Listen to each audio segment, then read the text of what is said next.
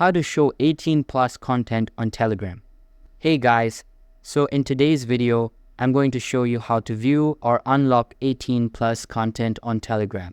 If you're not able to see sensitive content or NSFW channels, don't worry, I'll show you exactly how to fix that. Just make sure to watch till the end so you don't miss any step. But note that the 18 plus content is only available if you are actually above 18. It is restricted below 18. First of all, open the Telegram app. From there, tap on Settings from the bottom menu. In the Settings menu, scroll down and go to Privacy and Security. Scroll all the way to the bottom and you'll find an option called Show Sensitive Content. Just check the box to enable it. Here on my screen, this is the latest version of Telegram. I think that they have misplaced the option from here. But you have followed the step and enable it.